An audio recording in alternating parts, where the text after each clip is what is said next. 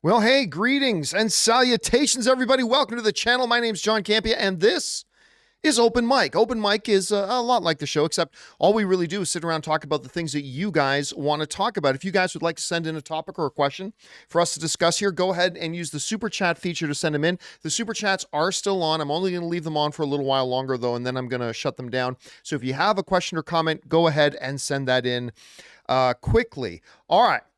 Guys, how you doing on this Saturday? Good to see all you guys here. I've already had a great day. My day started with Ann and I. Got up, played a little video games. Then we went out to breakfast. There's a great place not too far from where we live called Lazy Dog, where they have this great big outdoor area as well, and you can bring your dogs with you. So we brought one of our dogs. And they even have little dog menus. So you order your breakfast and you can order some food for your dog too. We brought our dog Shadow. Shadow loved it. Had a great time. Went back, took a Saturday afternoon quick nap. It's been a good day so far. I've had a good one. And yeah, good to have you guys here. And yes, let's get into it because we got a couple things we need to cover here. Before we get to the live questions, we're going to talk about this Dwayne "The Rock" Johnson situation, first of all. And then I am going to give a little bit of an announcement that our channel members know about, but now you guys are going to know about it. Let's talk first about this Dwayne "The Rock" Johnson thing. So it is now out there. Dwayne "The Rock" Johnson. This isn't a spoiler. It is now fully public knowledge. It's the headline on a bunch of the major trades. Everybody knows about it. If you haven't heard about it yet, you're going to hear about it within the next 24 hours because it is now fully open public knowledge. Dwayne "The Rock" Johnson apparently pops up in the end credits of Fast 10, I should say, Fast X. And this is surprising. This is very surprising because, you know, Vin Diesel, listen, I'm a big fan unapologetically of both Vin Diesel and Dwayne "The Rock" Johnson. I love them both. But, you know, Vin Diesel and Dwayne Johnson had a pretty public falling out. And then, you know, at one point, Vin Diesel got on social media and made look, I'm not going to sugarcoat it. He begged Dwayne Johnson to come back to the Fast and the Furious, right? I mean, you can call it whatever you want. He got on social media and he begged Dwayne Johnson to come back to Fast and Furious. And Dwayne said, I'm moved past that. I'm not doing that anymore. All right. So he's not going to be in it. So all of a sudden we found out that now he is actually in the post-credits scene. Now, a skeptical person will say Dwayne Johnson decided to pop back in Fast and the Furious because Black Adam didn't work out the way they had hoped it would work out. But I have a hard time believing that. I know that's the easy, simple thing to believe, but the fact of the matter is Dwayne "The Rock" Johnson has made so much money and so many big films and all that kind of stuff that I highly doubt that one movie, granted, it was a very high profile movie, granted, but I really, really doubt that the whole thing, that one, you know, stumbling block, one failure of a film would make Dwayne "The Rock" Johnson go, oh no, forget the 15 other films that I have that made me money. One didn't work. Oh no, I better go back to Fast and the Furious. I have a hard time believing that. I think that Dwayne Johnson and Vin Diesel did what two men should do, which is don't do things on social media. They probably reached out to each other. Because, you know, when Dwayne Johnson got married, Vin Diesel sent out a, hey, congratulations on your marriage message. And Dwayne Johnson reciprocated, hey, thank you so much. Really appreciate that. And so maybe the seeds of reconciliation were sown in that place. Maybe the seeds of reconciliation were sown in that moment. And I like to think that they did what two men should do. Listen, we live in a very pussy society today where cowardly little infants get on social media. They have beef with each other and they beef at each other on social media. That's what that's what fucking children do, okay? It really irritates me so much when I see adults doing that. It's like, you're fucking children. And it really irritated me when two of my favorite guys, like Vin Diesel and Dwayne The Rock Johnson, seem to be carrying out their conversations on a public forum. It's like, come on, guys, be men. Pick up a phone. Call each other. Speak to each other directly. Don't be fucking children. And maybe that's what happened. I like to believe that that's what happened here. I like to believe that they just got on the phone and over the course of a little while said, look, here's what I'm going to guess. And this is pure speculation on my part, okay? 100% pure speculation. Here's my guess. Now, remember, I haven't seen Fast 10 yet. I got my Fast 10 advanced screening invitation. I'll pull it up here for you guys to see.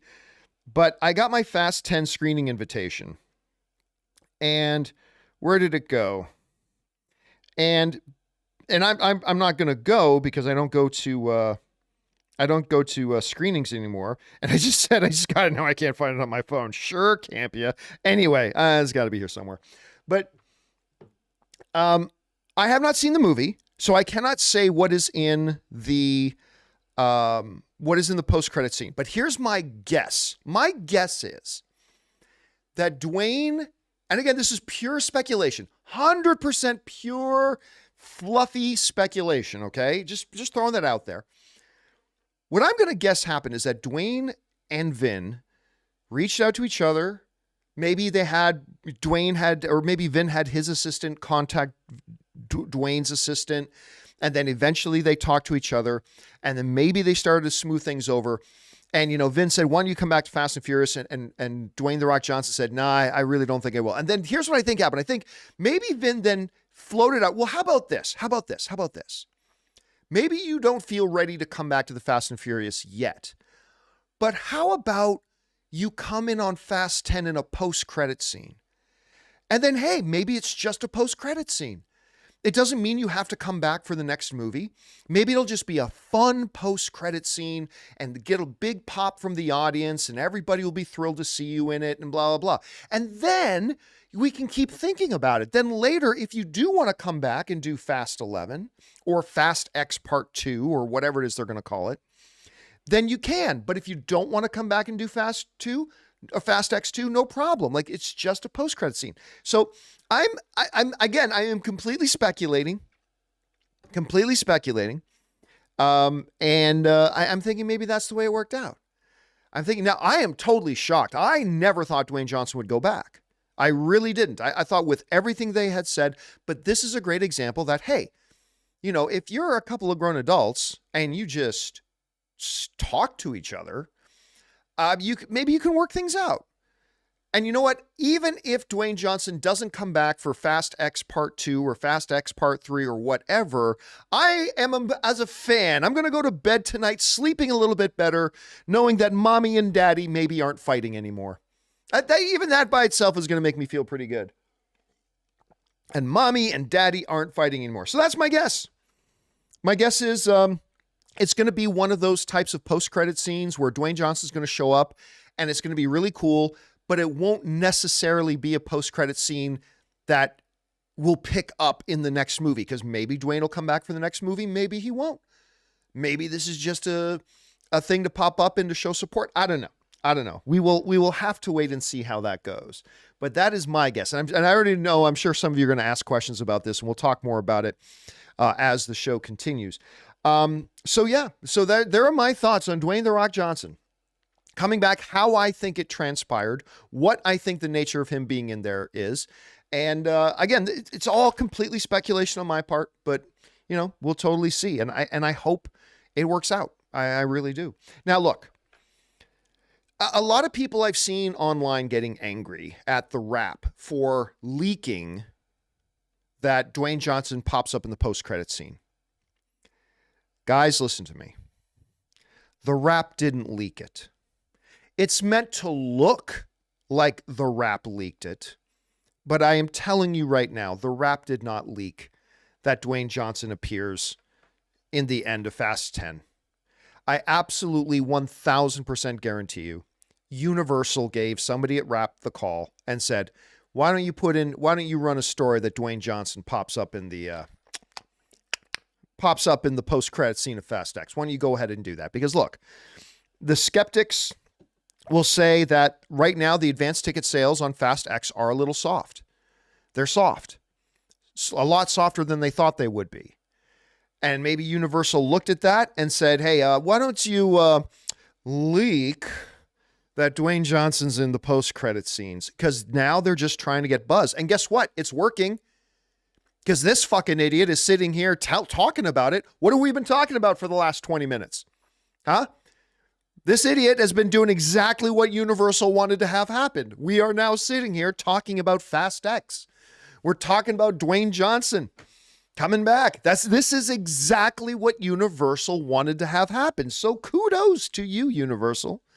Well played. Well played. You wanted people talking more about Fast 10, and you got us talking about Fast 10.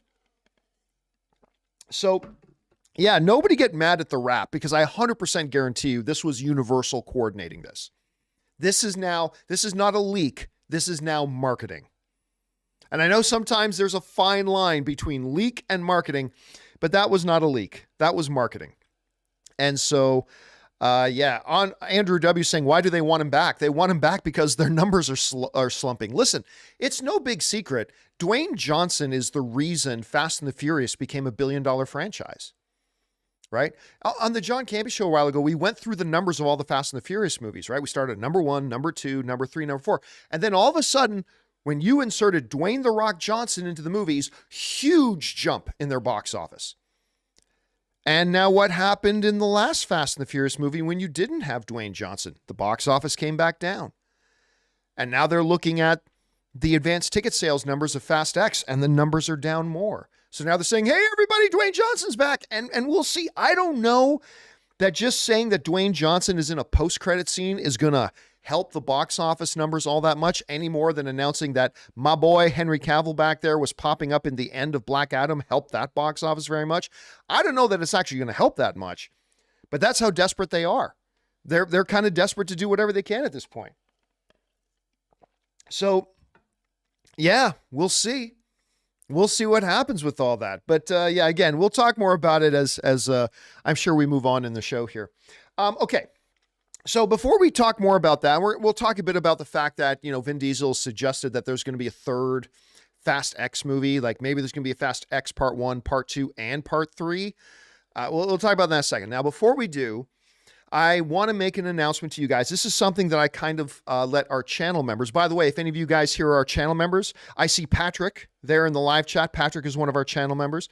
As is Michael Gonzalez is in there as well, as is Elias. Thank you guys, Stavros. Awesome Pratt, King Daddy, all you guys who are here are channel members. Thank you for being channel members. But I'm going to announce to you guys now something that I announced to our channel members yesterday. We are making, starting on Monday, we are making a shift in the way the John Campea channel operates. Now, in reality, this is going to sound like it's a huge shift, but in reality, it's not going to affect 80% of what we do on the channel. And I'll explain that in a second. So here we go. The John Campea Show is no longer going to be on YouTube. We are taking the John Campea Show off of YouTube unless you are a channel member. And I'll get to that in just a second. So here's the basic gist of it. We have noticed over the past, we've been tracking this for almost a year, at least a good number of months. That it used to be not long ago that YouTube was putting big priority on live video and was putting high priority on long video. And so for a long time, the John Campea Show, which was both live and long, we were the beneficiaries of that. And what happened was, we would put up our individual segments. You know how after the John Campea Show is done, we edit out the individual segments and put those up? Well, like a year ago, the individual segments were getting like 4,000 views, 5,000 views, 6,000 views. What we have started to see over the past little while, and we really started looking this heavy back in January, was that YouTube was lowering the priority on live video, and they were lowering the priority on long video. So they were lowering their priorities on both live and long and putting a lot more emphasis on pre-recorded and a lot more emphasis on short. Not shorts, but I mean short video. But obviously a big emphasis on shorts as well. And so what we started to see happening was that we had the main show and we had our individual segments. And what started happening was this. While our main show has started losing traction on YouTube, our segment videos have been gaining more. So like a year ago, we were getting like 3, 4, 5,000 views for our segments. Now we're getting 10, 20, 30,000 views of our segments. Actually, the Jamie Foxx, talking about the Jamie Foxx health situation little segment we did the other day, that's got almost 500,000 views. I don't know why. I have no idea why that video got like almost 500,000 views. But yeah, so our short videos are like 5, 6, 7, 8 minute long videos. They've gone from getting 4, 5, 6,000 views to getting like 10, 20, 30,000 views each. Whereas YouTube has deprioritized our longer stuff and our live stuff. So here's what we're doing. The John Campea channel is still going to basically look the same. Because as we started doing the analytics, we realized that about 80% of our views on our channel are not the live show. About 80% of views from our channel come from open mics, show segments, open spoiler discussions, things like that. Mostly from the segments, but segments, open mics, all that kind of stuff. That's 80% of the views of our channel, and only about 20% of the views of the channel are for the John Campea Show. So what we have decided to do is we're going to start putting more heavy emphasis on our individual segments. And we are going to take the John Campea Show, and the full show is still going to be available, but in podcast form. So if you're not a subscriber yet to our podcast, go onto your favorite podcasting app of choice, search for the John Campea Show, and subscribe to it, because the full show is still going to be on podcast form. And if you are a channel member, we are still, now the show is going to be a little rougher now because we're going to be doing some editing, but the full John Campea Show will still be made available to our channel members. Other than that, we're going to put a bigger emphasis on our individual segments, and we're going to do open mics almost daily now and all that kind of stuff. So we're making that shift because we just had to pivot, seeing what's been happening in the YouTube space. And we actually think this is going to do really well for us. We think making the shift is the right move for us. And we're very, very excited, because here's the thing too. Whereas only about 20% of our channel's views come from the main show, when you take all the views of the main show, only about 20% of the main show's views actually watched live. Like when you looked at a show, let's say a show had 40,000 views. Well, more than 30,000 of those views were people who watched after the show was already done. And so only like less than 10,000 out of those 40,000 actually watched live. So this is really only 20% of 20% are really going to be affected here. So I know listen, I get it. I know on the surface, this looks like a huge change.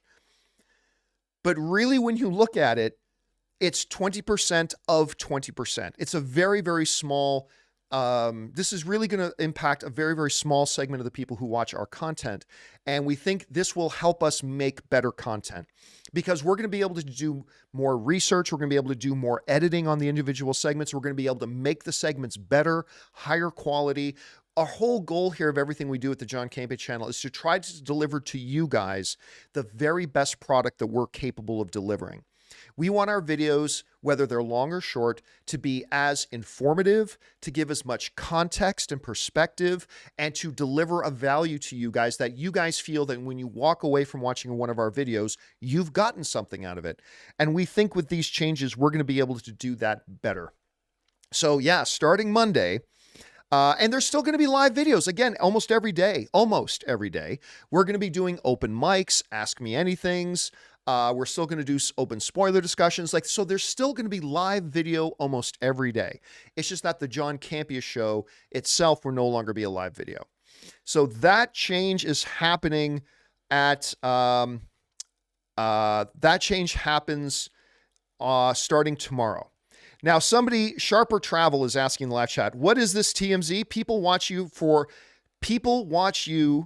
not for fancy edits. You're not a press company. No, true.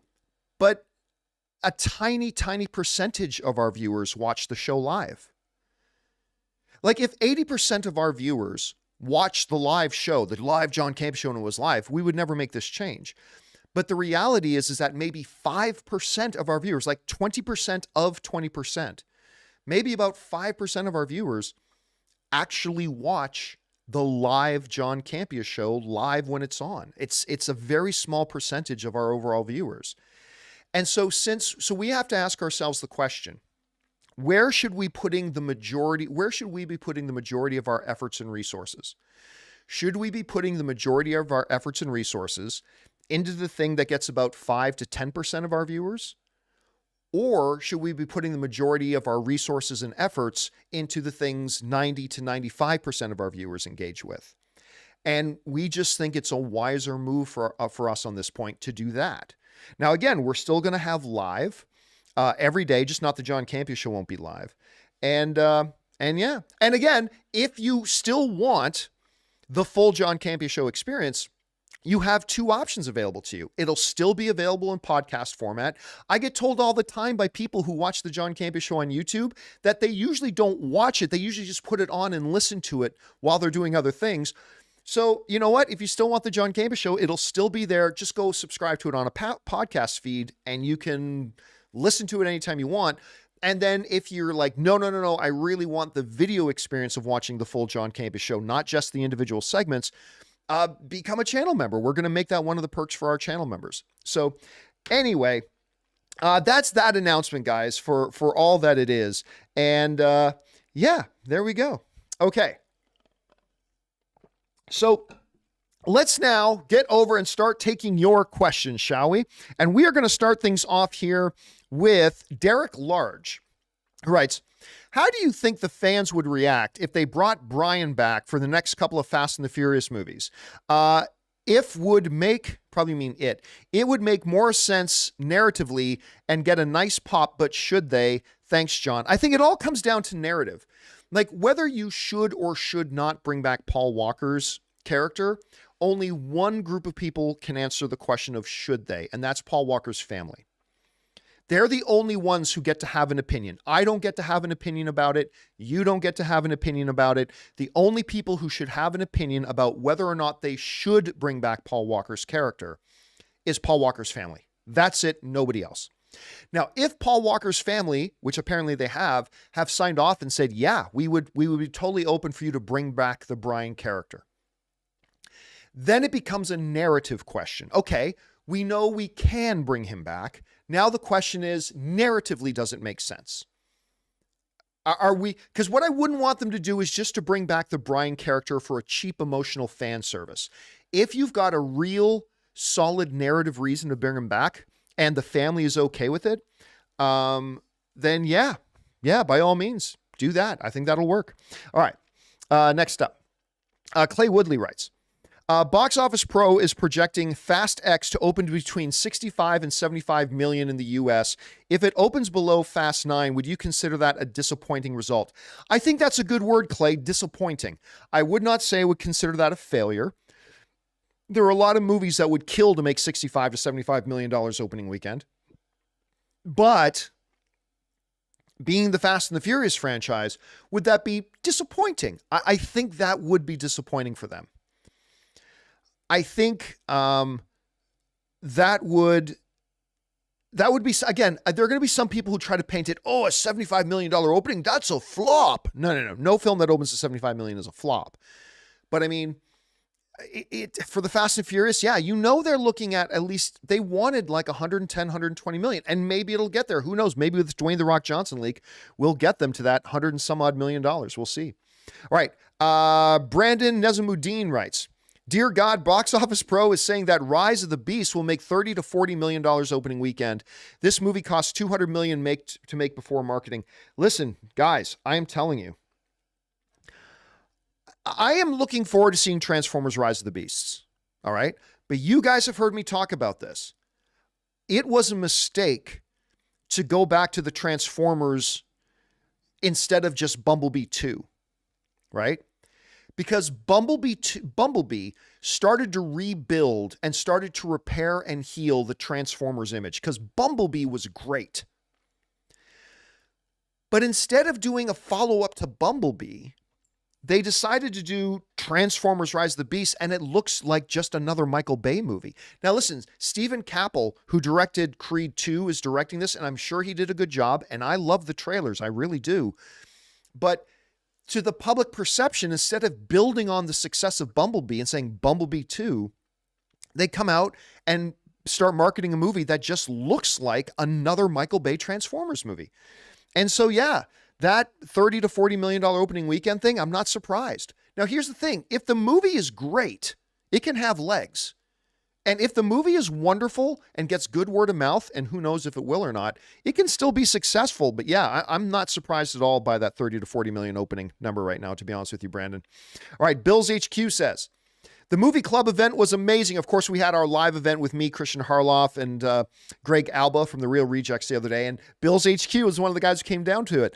The movie club event was amazing. Well worth the trip from Buffalo. Didn't get to meet you because I booked another engagement too close and had to leave right away. Got to sit in front of Ann, though. Oh, that is so cool. Yeah, Ann was, of course, my wife, Ann, was there. You know, me and Christian and Greg have a lot of fun doing those events. First of all, it's just really fun. Me, Greg, and Christian don't often get an opportunity to do things together. So when we get an opportunity to do something like that together, it's a lot of fun. I do love being on stage with both of those guys. I have a huge amount of respect for both Christian and Greg and what they do. And I'm so glad you were able to come down for the event, man. Keep your eyes open to see if we do another one. All right.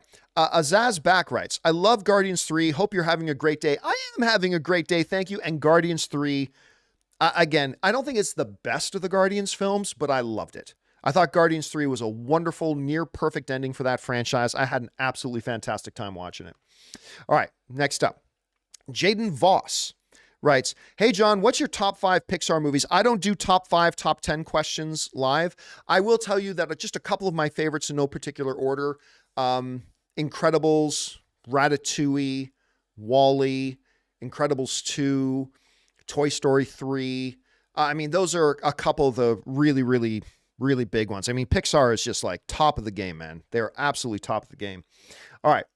Let's see here. Fangblaze71 writes, I've seen Guardians 3 7 times in IMAX. Second favorite movie ever behind Infinity War. I love it so much. Looks like I'll have a great second weekend. Yeah, right now, you know, especially coming off of Ant-Man and the Wasp Quantumania, which took a 69% drop from weekend 1 to weekend 2, one of the worst that a Marvel film's ever had. They're saying right now that Guardians of the Galaxy 3 will have a really great 50 to 55% drop, which is amazing for a movie that opens to more than $100 million. And Guardians 3 opened to nearly $120 million. So for a movie like that to have that big of an opening, to then only have, like, let's say it comes in at a 53% drop, that is a fantastic number. A 53% drop is a fantastic number for a movie that makes over 100 and something million on its first weekend. Because when you make over 100 million on your first weekend, that means most people have already seen it, right? So that's why the bigger the opening weekend, the kind of bigger the second weekend drop off is. This thing had a $120 million opening weekend practically, and it looks like it's going to be under a 55% drop, which is really, really, really great. By the way, one of our channel members, Drew, just fired and says, hey, John, love the new direction and happy that you guys will have more of a life and to do what you love. Love and appreciate you guys. Bring on the filthy. Thank you so much for that, Drew. I appreciate that very much, man. All right. Let's keep going here. That was Fangblaze71. Next up, we've got also Fangblaze71, who says, have you ever played Detroit Become Human? Yes, I have. It's the only game I consider close to Last of Us in storytelling. I'm going to be honest with you. I didn't love the game. Now, that's the game. The main character of it is the guy who was in Grey's Anatomy, right? This like really stupidly good looking dude, but you know the one I'm talking about. I don't know the actor's name. Don't know the actor's name. I didn't love it, to be honest with you. And it was kind of, what's the best? It was a little bit Blade Runner, a little bit like, don't get me wrong. I didn't dislike the game. I didn't dislike Detroit, but yeah, I don't know. I just didn't get as engaged with it. as I did with a lot of the other ones. That's just me, myself. It looks like I accidentally missed a question. Let me go back here. Or that's right, because Az is back was... he asked 2 questions back to back, so I missed the second one. He writes, "Hey, John, did you hear Vin Diesel mention on the red carpet that they are considering a 3-part ending to Fast and Furious instead of 2-part thoughts?" Well, hold on a second. I dropped something. Oh, never mind. I'll get it later. Yeah, and I'm not surprised. I don't think it's going to happen, especially if Fast 10 doesn't make the movie or doesn't make the money that they want it to make. I don't really think it'll happen. But I'm not surprised to hear Vin Diesel say it, because I don't think Vin Diesel wants the Fast and the Furious movies to end. I mean, for 2 reasons. Let's remember that Vin Diesel is a human being, right? Therefore, he is susceptible to all the emotions that we as normal human beings have. So Vin Diesel is human. And when you have something that works so well and is so successful, you want to keep doing it. I mean, let's face it, the Fast and the Furious franchise makes Vin Diesel the man, right? Especially when it comes to that. He's got sway and pull at the Hollywood studios. He doesn't have that anymore if the Fast and the Furious franchise isn't done. He gets to get all of his buddies together and make movies together. You know, maybe he doesn't get to do that anymore once Fast and the Furious is done. And it makes shit tons of money. I mean, even Fast and Furious 9, which took a big dip, it still made over $700 million, right? So these movies make a shit ton of money. So why on earth would you not want to continue? So I think maybe he was just, I don't know that there are officially plans to do a Fast X3. I don't know that there are officially plans to do that, but why wouldn't he float that out there? The other thing about it is this. Let's be honest. It's not like Vin Diesel has this big track record of success outside of Fast and the Furious. Now, listen, I say this as a 100% adamant lover of Vin Diesel. I love this dude. But the reality is he will never have anything as successful as Fast and the Furious, right? He tried to do a triple X, follow-up, and that didn't do so well. He tried to do a superhero movie. Help me out in the live chat, guys. What was the name of the superhero movie he tried to do? That was just a couple years ago, right before the pandemic hit. I can't remember. Bloodshot. Thank you. He tried to do a big superhero movie that crashed and burned. I mean, you can say, I see some people saying, well, John, what about Groot? Nobody went to go see Guardians of the Galaxy because Vin Diesel is doing the voice of Groot, right? And it's not even the same thing as Bradley Cooper doing the voice of Rocket, because Bradley Cooper actually gives a performance, whereas Vin just gets to say, I am Groot many, many times. And I love you guys. But that's it. I mean, so now listen, he gave a really nice performance in Saving Private Ryan. He gave a really, really good performance in this little legal film that not a lot of people have seen him in called Find Me Guilty, that he's really good in. But I'm just saying, like, he's never going to have anything nearly as big as Fast and the Furious again. I mean, that's it. So if you or I were in Vin Diesel's shoes, I think we would also be very much interested in keeping the money wagon going and keeping the Fast and the Furious thing going. I see a couple of people mentioning Pitch Black. I never thought Pitch Black was that good. I'll be honest with you. The first one isn't bad, but I never liked the Pitch Black stuff after that. I'm very, very different on that than Ray. I think Ray loves the Pitch Black movies, but Johnny Young is pointing out Boiler Room. Boiler Room is great, but that was 20 years ago? Yeah. So, I mean, who wouldn't want to keep the Fast and the Furious train going if you're Vin Diesel? Anyway, that's just kind of my thought on that. All right, let's keep going here. Let's see. Oh, we already got Fang Blaze and that Fang Blaze. Okay. Jay Bling writes in, Dwayne's Fast Saga return would suggest Hobbs and Shaw 2 is back on, but is it possible they might roll the intended story for Hobbs and Shaw 2 into the finale, officially canonizing Hobbs and Shaw into the Fast Saga? Well, no, listen, the Hobbs and Shaw is already 100% canonized in the Fast and Furious world, right? I mean, Hobbs and Shaw is not an Elseworlds movie. And it could be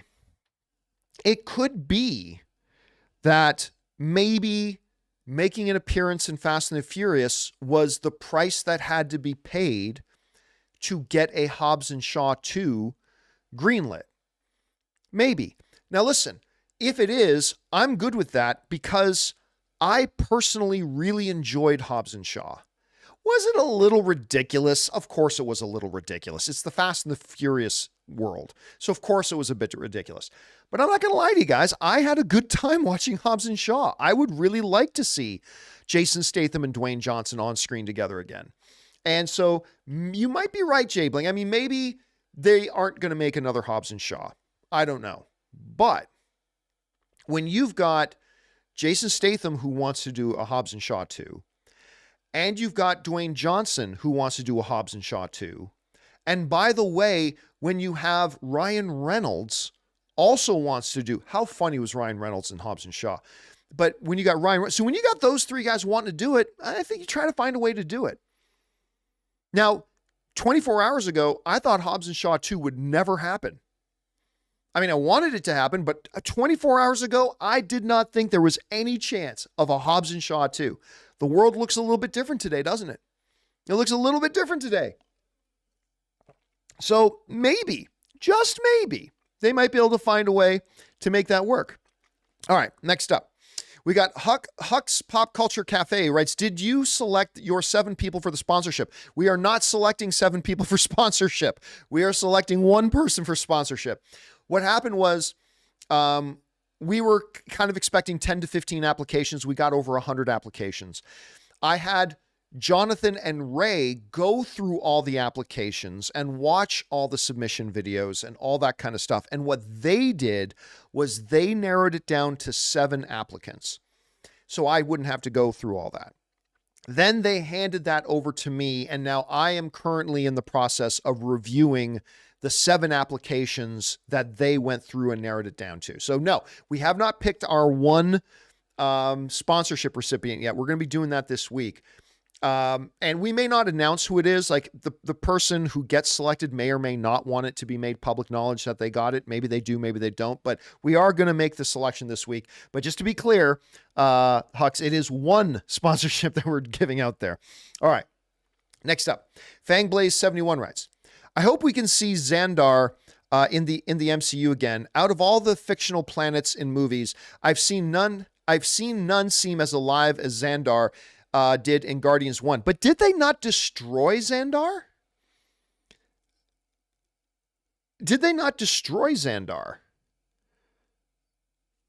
Like, help me out. Maybe I'm not thinking, like, did they not say in Endgame that Xandar got destroyed? Yeah, that Thanos destroyed it. Yeah, or I mean, Patrick in the live chat puts it best. I think they said they decimated Xandar. So maybe it still is there. It's just been, I think Thanos blew it back to the Dark Ages, right? So I don't think we're going to see Xandar again. Yeah, at any rate. All right. Fangblaze71 also writes, did you catch Harloff's interview with Katie Sackhoff? It was a great interview, and I'm part of the 2%. If you know, you know. No, I did not. But this is like the 3rd or 4th time I think Christian has interviewed Katie Sackhoff, and I'm sure it's a great interview. Remember, Christian's known Katie for a very, very long time. So I'm sure it was great. Christian's is a great interviewer, but I have not caught the interview myself yet. All right. Next up, we got one more from Fangblaze71 who writes, I've been seeing reports that the Marvel's second trailer will come out soon. If it's true, it seems way too early for a second trailer. Listen, I'll tell you what, it was way too early for them to put out a first trailer. I have no idea why they're putting trailers out for the Marvels already. That movie is so far away. Putting out trailers for the Marvels right now, unless you are quietly planning to move up the release date, unless you're quietly planning to move up the release date so it comes out surprisingly soon, I do not understand what is the point of putting out trailers like 7 months before the movie comes out. What's the point? That is not going to get you a single dollar in box office, putting out a trailer 7 months before. John, you got to build buzz. No, like so many movies have proved that when you start dropping trailers too early, yeah, you build buzz and then it dies off. Like you are literally blowing your load way too early, putting out trailers this way. So I mean, I don't know if this is true and they are going to put out another new trailer. I just know that if they do, I think it's a mistake. It's a mistake. There is no point of putting out. See, but this thing, BJW86 says they're worried. That's why, John. Worried about what? And how does putting out a trailer too early make you worry less? It doesn't do anything. You are wasting your energy by putting out trailers that soon. Now, remember, it wasn't all that long ago that studios started putting out trailers like a year before the movies would come out. But then what happened? We got Godzilla King of the Monsters, right? Was that the name of the one where he fights Ghidorah? I think it's Godzilla King of the Monsters. Is that the name of that one? Anyway, they put out the first trailer. See, here's the thing. They're worried. Reese Lindsay, thank you for being here, Reese. But let me jab you a little bit here. Let me rib you a bit here as a fellow film fan. Reese Lindsay said they're worried about losing buzz. What buzz? You shouldn't be trying to build buzz 7 months before a movie comes out. Because look what happened to Godzilla King of the Monsters, right? They put out this big trailer almost a full year before the movie came out, right? And everybody went crazy for it. Looks so good. And I was one of them. Like, I'm one of the guys there going, oh my God, it's so fantastic. Like, right? Everybody's freaking out about it. Fantastic. You know what happened? By the time that movie actually came out, people are like, oh, wait, that movie didn't come out like 6 months ago? That's still a thing?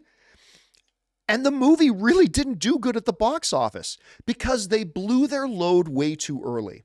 And so I really hope they don't do that. I really hope they don't put out a second trailer already. I think that would be a bit of a mistake. Okay. Let's keep things going here. You know, I was going to stop for a sponsor break, but screw it. We'll just go without a sponsor break today. Sorry, Mint Mobile.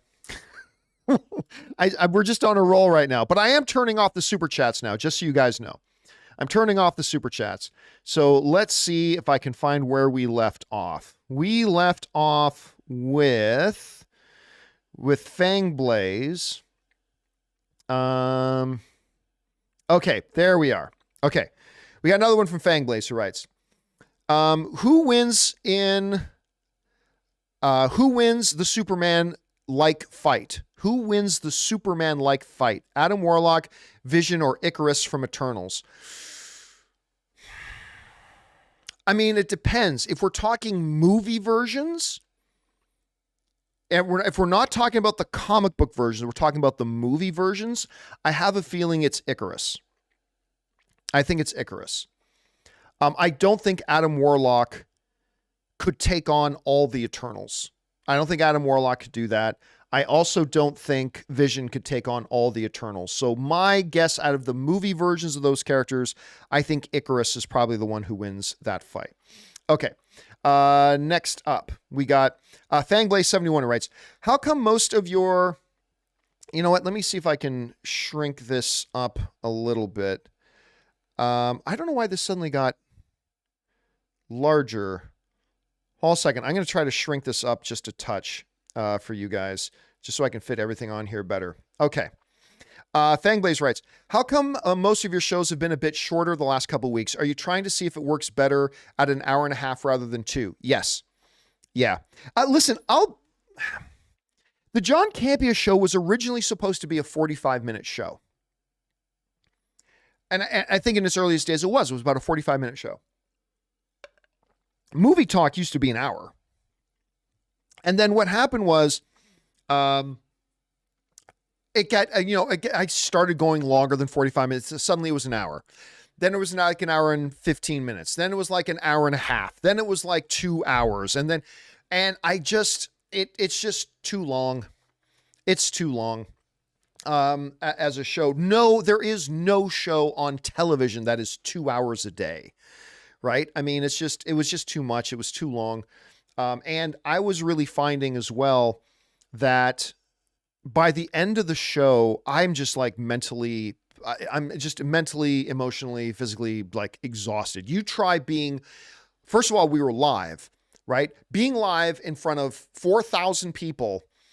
It's and trying to constantly keep your energy level a certain height, and you're always trying, and like you're being asked 5,000 different questions, and you're thinking about 85 different topics, and your brain is constantly going, and you're trying to pull up all this information in your head while maintaining connection with the camera and keeping your energy level up. Blah, blah, blah. At the end of the shows, I'm like, I'm a wreck. I really am. I'm a wreck after the shows, and I always have been, even back in the movie blog days. Or back in the movie talk days, I should say. So I kind of started making the decision to try to shorten the show up a little bit. So an hour to an hour and a half, I think is the sweet spot for the show. Now, so when you listen to the show now on the podcast, it'll probably be about 90 minutes long. If you're one of our channel members and you want to watch the full show, it'll probably be about 90 minutes long. But if you're one of the 80% of the people who come to our channel and you only watch the individual segments, you're still going to see those segments will average between 5 to 10 minutes long per segment. So that'll probably still stay the same that way as well. All right. Let's see. Let's move on here. Next up, we've got the Golden Boy 2014 who writes, John, do a Zoom with Aaron, please. I don't do Zooms anymore. Unfortunately, we always, like, for a long time, I would do my show virtually over the internet, and we'd use Zoom or Google Hangouts or something else. And it's just so unreliable and not a good way to do it. And there's just a different energy of doing a show when you're in the same room, stuff like that. I miss Aaron so much. Erin is such a class act. I miss her so much, but yeah, I probably won't be doing stuff over Zoom at that. All right. Next up, we got Eric D who writes, wishing you and Anne, you probably meant ANN, a good Mother's Day weekend. Thank you so much. We are currently in the process of trying to figure out what we're doing for Mother's Day with Anne's mom tomorrow. Anne's trying to coordinate with Olive, that's her sister, and Ray. And they're trying to figure out what to do, and no one's come up with a plan of what to do. Anne's mom loves the casino, so maybe we'll take her to a casino for lunch and let her play the slot machines. I mean, I don't know. We'll have to figure that out. But a happy Mother's Day to everybody out there. All right. Fangblaze71 writes in again. Totally buying an Adam Warlock hot toy if they make one. His costume was amazing. Yeah, listen, I thought the Adam Warlock character was the weakest character in Guardians of the Galaxy 3. Just being honest. I don't think the performance was bad or anything like that. I'm just saying, I just thought it was a missed opportunity for how to use that character. I thought it was a very underused character. And what they did do with the character, I didn't find all that entertaining. But the design of the character was fantastic. Yeah, the design of the character was absolutely fantastic. Absolutely love the look of it. Now, I don't buy hot toys anymore. I have 4 hot toys. They're expensive. Hot toys are expensive. And the problem was, like when I bought my first hot toy, I blinked and suddenly I had 4. Because you get one and you're like, oh my God, that's so beautiful. It's so cool. Look how great that looks. You know what would look really good beside it? This one. So you go out and buy another one. And then, oh, look how good those two look side by side. Oh my God, Henry Cavill as Superman looks so awesome. You know what would look really good beside that? And then you go out and get another one. And before you know it, you've spent $1,000. So I'm much happier collecting Funko Pops because they're like $12 a shot. I am much happier doing that because, you know, they won't make me go broke. All right. Next up, Jonathan Honthi writes, hey, John, love your show. How's Keaton in Flash? Fantastic. Michael Keaton is fantastic in The Flash. And I really like the way they used the character. Batman, I mean, listen, remember how we used to joke you could have called the movie Batman Flashpoint? You actually kind of could have called the movie Batman Flashpoint if you wanted to. Michael Keaton is great in the movie. The movie is fantastic. I cannot wait for you guys to watch it. It's really, really, really good. All right. Next up, We've got the Werebear, who tips in like $20. Thank you, Werebear, for supporting us on that level, man. Appreciate that very much. Werebear writes, hey, John, it was an honor to meet you at the Flappers. That's where we did our live event. Thank you so much for coming, Werebear. It was an honor to meet you at Flappers. Thank you for your advice on what needs to be in a documentary. And now I remember who you are. But just for fun, what are your thoughts if Denzel Washington was cast as Kang from the start? How would I feel if Denzel Washington was cast as Kang? Listen, what do I always say? The most important thing, the only thing I care about when I hear casting announcements is the person they cast a talented performer? That's all I care about, right? 100%, that's all I care about. Did they cast a truly gifted performer? And they did with Jonathan Majors. Jonathan Majors is a fabulous actor. So that's why I was so excited when they cast Jonathan Majors. And now we'll see what's going to happen with all the Jonathan Majors controversy. But Denzel Washington is one of the greatest of all time. Like Denzel, in sports analogies, Denzel Washington isn't just an all-star. And he isn't even just a Hall of Famer. He's like in the GOAT conversation. I think Denzel Washington, as a pure thespian, is a top 10 greatest actor of all time. So how would I feel if they cast one of the greatest actors of all time in the role of Kang? I would have felt pretty good about it, Werebear. Yep, I would have felt pretty damn good about it. All right. Thank you for asking. Thank you for coming to our event, Werebear, and thank you for supporting us on that level, man. We really appreciate that. All right. Jay Bling writes, Black Adam wasn't the only financial failure. Jungle Cruise was also a financial failure. $221 million box office plus $66 million Disney plus a $200 million budget on a $200 million budget. It's an asterisk situation, but too slim a revenue cost margin. No, it's not. Here's the thing, Jay Bling. It is far beyond an asterisk situation. It is far beyond that. When you're talking pandemic, and when the streaming services were experimenting with dropping movies on streaming and in theaters and all this kind of stuff, it's more than just an asterisk, right? It's an anomaly.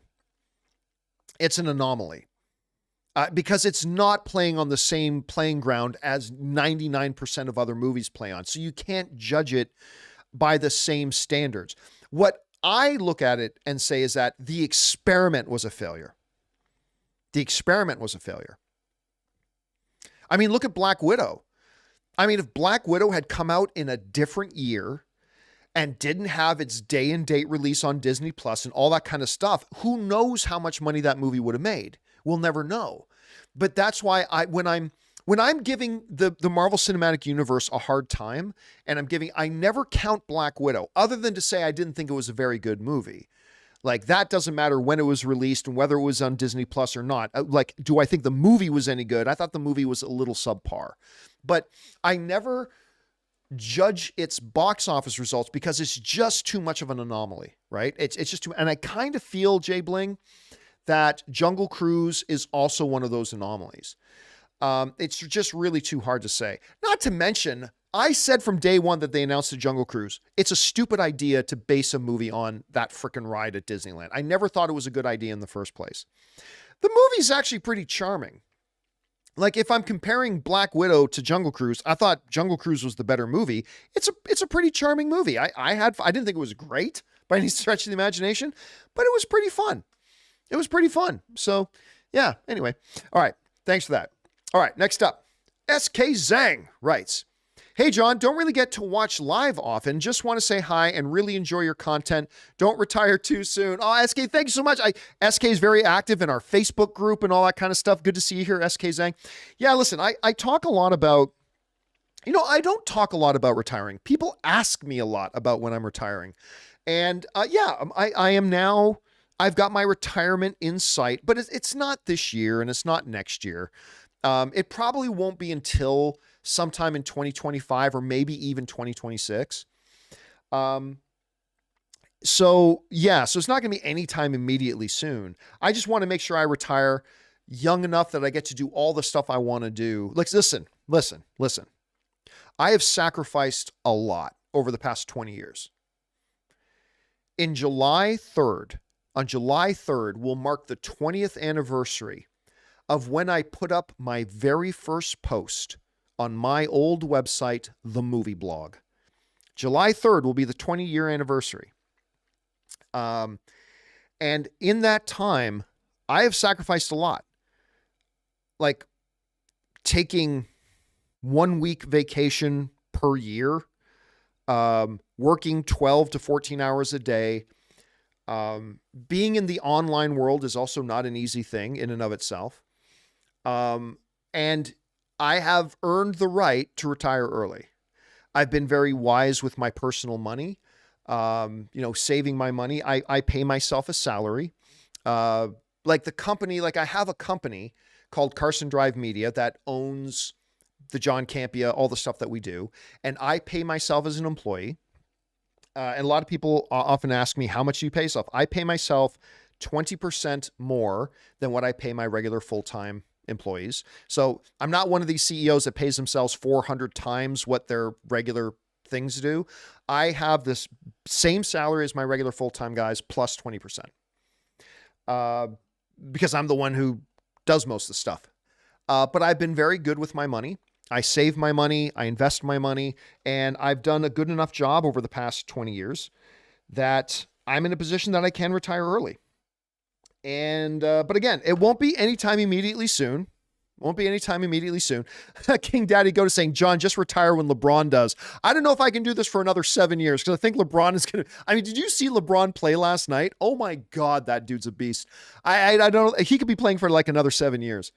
So I'm not so sure I can only retire when LeBron does. But anyway, yeah. Hey, listen, and anything can happen, right? Like I could wake up next week and go, you know what?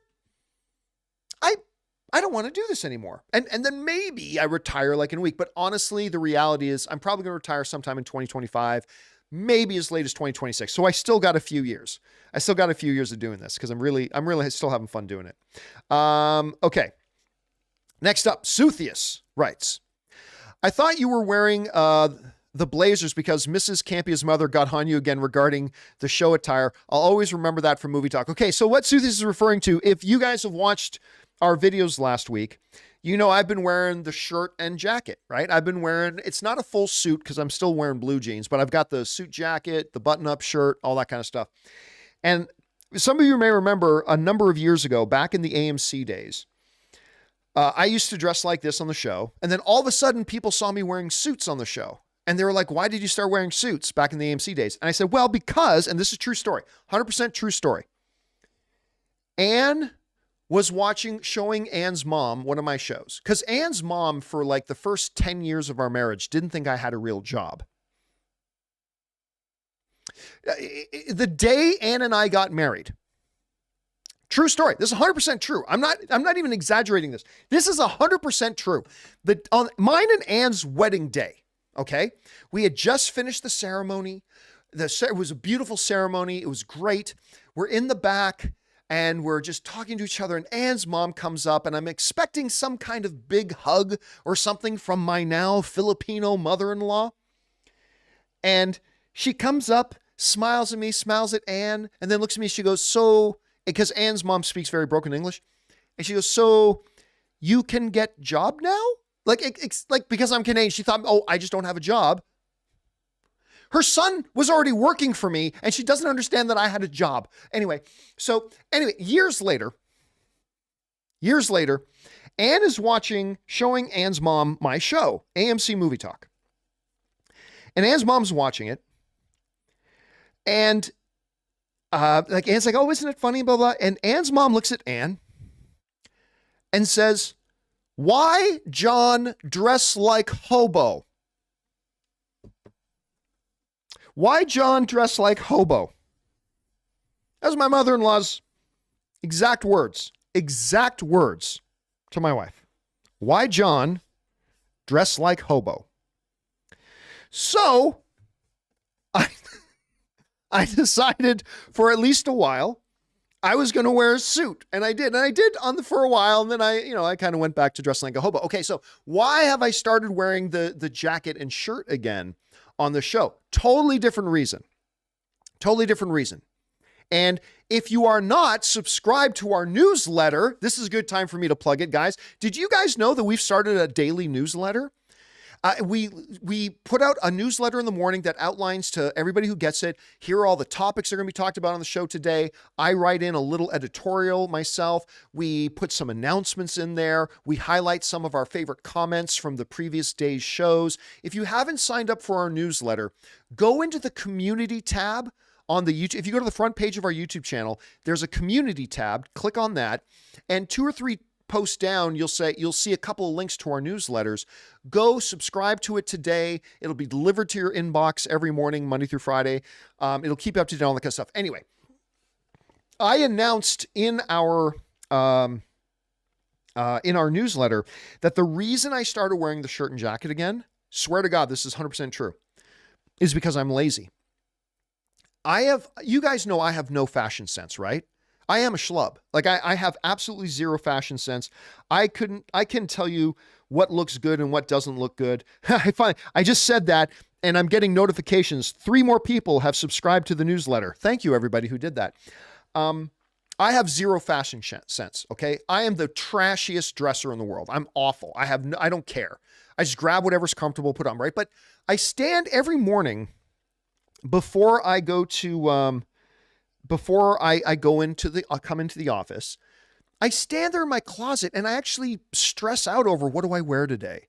And I'll stand there for 5-10 minutes, just trying, well, I don't know. Okay. I'll wear that pair of jeans and which t-shirts should I wear? Which hoodie should I wear today? And I literally stress out about it. I totally shouldn't. So I finally just went to myself, you know what? The one nice thing that was going on when I was wearing suits was I never even had to think about it. So now, all this week in the morning, I just open my closet and I just grab whatever button-up shirt I have and grab one of my 4 sports jackets. That's it. I don't even have to think about it. I just put on the shirt, put on the jacket, and I'm gone. I don't even have to think about it. So the reason I've been wearing shirts and jackets on the show this week and why I'm going to be wearing them for a while is because I'm lazy. It just makes my life easier to just not even have to think about it. Grab a button-up shirt, grab one of my jackets. Done. It's easy, and my wife likes it. Hey, gentlemen, I'm not going to lie to you. It's kind of good when your wife looks at you in the morning and goes, oh, like so Anne gives me the eyes now when she sees me wear, because she's not used to seeing me dress nice. She's used to seeing me dress like a hobo. So that's kind of nice too. Anyway, sorry guys, I spent way too much time on that. Let's keep going here, shall we? The Empire Strikes Back Street writes, 1 of 2. Fast and Furious speculation. Oh my God, they will finally time travel or go to a parallel universe. Riverdale, y'all haven't done that yet? We have a situation here. 2 of 2. Archie and Betty smashed with an exploding bomb under their bed that didn't just give everyone superpowers, but tore apart the multiverse last season. Dude, one of these days, out of sheer morbid curiosity, like absolute morbid curiosity, I'm going to have to binge watch Riverdale. And just to see where this quirky little first season show that was really interesting about reimagining the Archie characters, but in a small town, and it's a murder mystery. Like that essentially is what the first season was. A little bit of a darker take and a murder mystery. And it was really interesting. And then I stopped watching it. And then I'm hearing from people saying, they change realities and they have superpowers and we're in witchcraft and they're playing Dungeons and Dragons. I'm like, what? What happened to this quirky little show about some characters in a murder mystery? But anyway, yeah, I'm going to have to, someday out of morbid curiosity, I'll have to check that out. All right. Empire Strikes Back Street also writes, John, what is Max if not HBO persevering? Well said, sir. Well said. All right. Dwayne Fernandez writes, hey, John, I hope this rap article does not set a precedent from outlets reporting on cameo/actors in post-credit movies of movies not available yet. Again, Dwayne, maybe you weren't here earlier in the show. I do not believe for a second the Wrap reported it. I guarantee you 100% Universal wanted the Wrap to put that out because they saw the numbers are soft on the advanced ticket sales of Fast and Furious 10. And they were like, hey, our friends at the Wrap, leak this, that Dwayne Johnson makes an appearance in the film. Leak that. I 1000% guarantee you that is exactly what happened. This was not a leak. This was marketing. The Dwayne "The Rock" Johnson information coming out was not a leak. It was marketing. It's the same thing that happened with Black Adam when it was leaked that Henry Cavill was going to be in the end. It wasn't leaked. It was marketing. They were making the decision to have that information out there. So don't blame the Wrap. This was not the Wrap doing that. This was Universal doing that. All right. CJ Rebirth writes, F10 and Little Mermaids next 2 weeks. Awesome. I'm looking forward to both of these movies. Like, we can talk all we want about, you know, the numbers being soft for the Fast 10 advanced ticket sales, and that's all fine. I am still very much looking forward to the movie because I think the trailers look bonkers. I hated Fast 9, hated that movie, but I'm actually very, very excited for Fast X. I think it's going to be a good time. At least I'm hoping that they will. All right. Future Millionaire writes, hey, John, I've been away for a week or so. What are the rumors with The Rock and him being sued and Disney dropping him? Are they rumors? What does The Rock do with Disney? What are the rumors with The Rock and him being sued and Disney dropping him? What? Okay, maybe I'm not thinking it. Guys in the live chat, what does The Rock do anything with Disney? I don't think The Rock, I mean, unless we're going to find out in the Wrap that The Rock also makes an appearance in The Little Mermaid. Moana. Joseph Cox is Moana. Moana? I've heard nothing about that, Future Millionaire. So I wouldn't put a lot of stock in it. Like, wherever you're hearing that from, it's not coming from any legitimate news source. So I wouldn't pay attention to that myself personally. All right. Next up, Peter Holden just sends in a super chat badge for $50. Peter, thank you. Dude, you didn't even ask a question. You just wanted to send in a super chat badge to be supportive. Dude, thank you so much. That is very, very kind of you, Peter. Thank you so much for supporting our channel on that level, man. We really appreciate it very, very much. Thank you, dude. Didn't even ask a question. Just wanted to send in support. Thank you. Future Millionaire writes in again. My heart and my Panthers advance. Sorry, John. Yeah, the Toronto Maple Leafs got knocked out of the playoffs. But you know what? I can't even be mad. The Toronto Maple Leafs had not won a playoff series in 20 years. Well, 19, but basically 20 years. They hadn't won a playoff series in nearly 20 years. They broke that streak this year. By knocking out the Tampa Bay Lightning, they finally won a playoff series. And guess what? This team is still young. They're still getting better. They're going to be dangerous the next 2 years. Toronto's going to be a very, very dangerous team the next 2 years. So congratulations to the Florida Panthers. They only got in the playoffs because the Pittsburgh Penguins choked. And then they beat the number one team in the league and knocking off Boston. And now they've knocked off Toronto. So congratulations to the Panthers for advancing. All right. Jab Cajun writes, hey, yo, John, first super chat. Thank you for writing in, man. Appreciate that.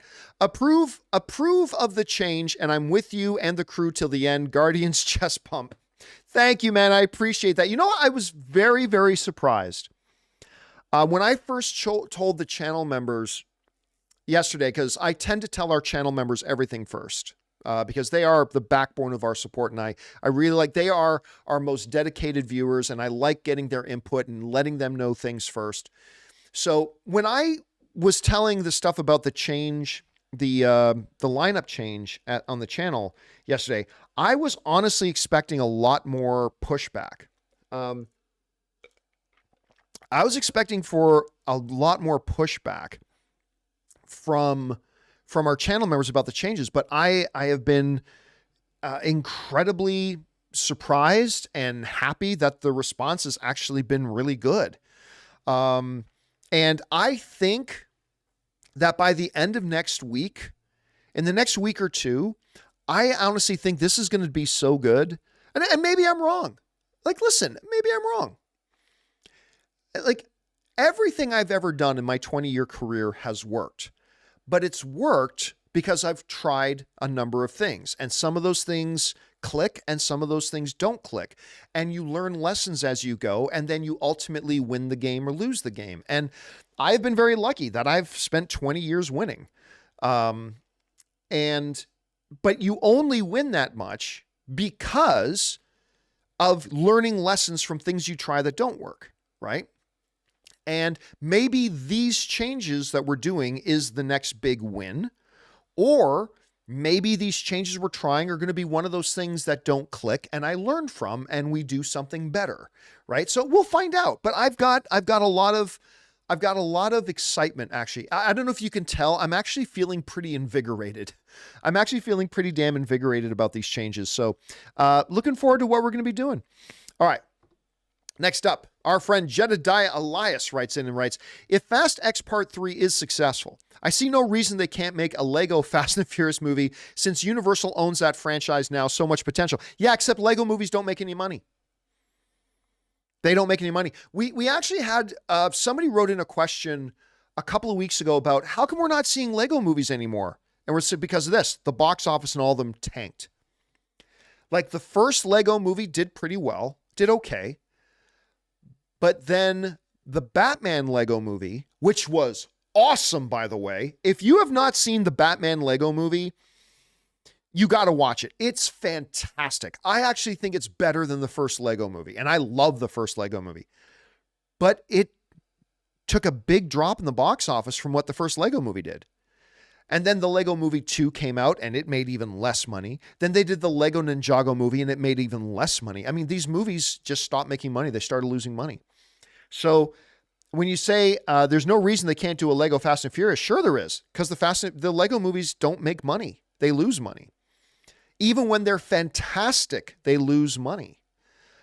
There's our comment of the day. Mark24 Gaming says, we need a Lego Morbius. That's what they needed to do, a Lego Morbius. So yeah, I mean, they're not going to make a Lego movie because Lego movies lose money. They don't make any cash. So yeah, I don't think that's going to happen. All right. Jedi Elias also writes, seeing The Blackening and Joyride early next week. The Joyride might be my number one movie of the year so far. And that includes Air, and that includes Guardians 3, and that includes Flash, and that includes Creed 3, and that includes John Wick 4. I think, for me, Joyride is the best movie of the year so far. Blackening looks great, too. I'm looking forward to seeing Blackening. But, yeah, when you guys get a chance to see Joyride, for me, it is my favorite movie of the year so far.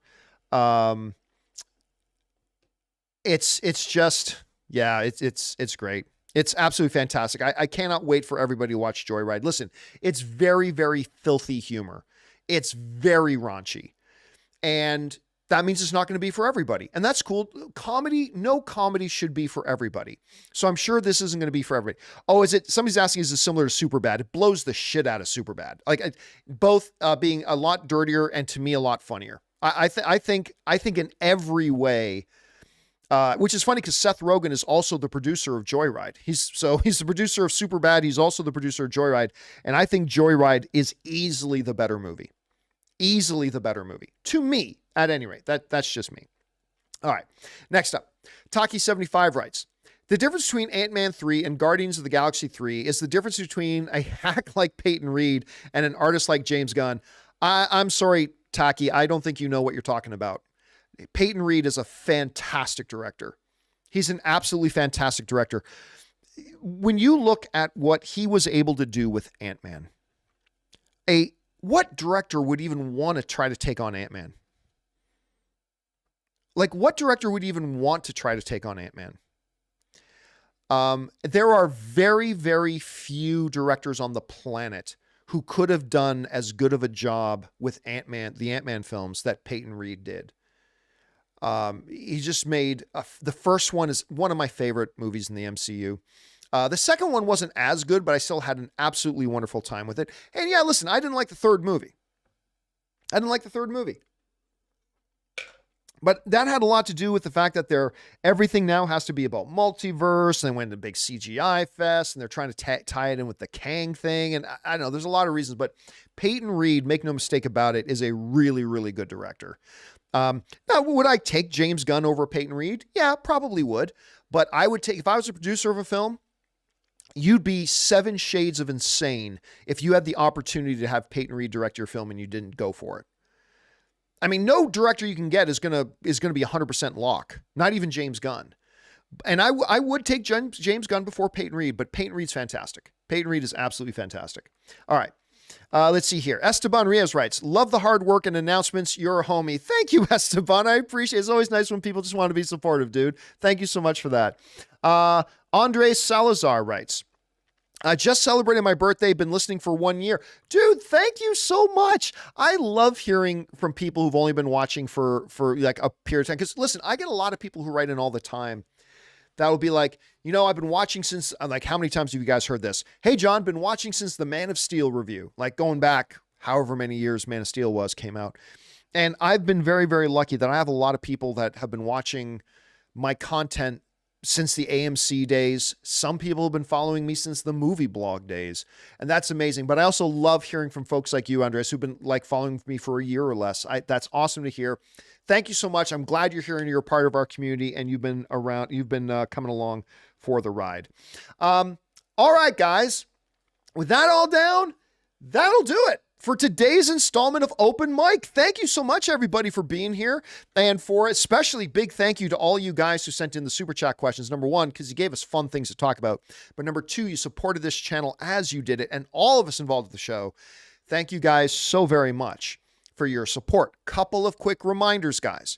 If you have not done so, do me a favor. Go on your favorite podcasting app of choice, and if you're not already done so, go and find the John Campea Show and subscribe to it today, because that's going to be the home of the full main show moving forward. Also, if you have not done so already, go into the community tab of the John Campea Show YouTube channel and find one of the links, and it's in the top 2 or 3 posts, where you can find a link to our newsletter now. Go and subscribe to our newsletter so you can get that sent to your inbox every day, Monday through Friday.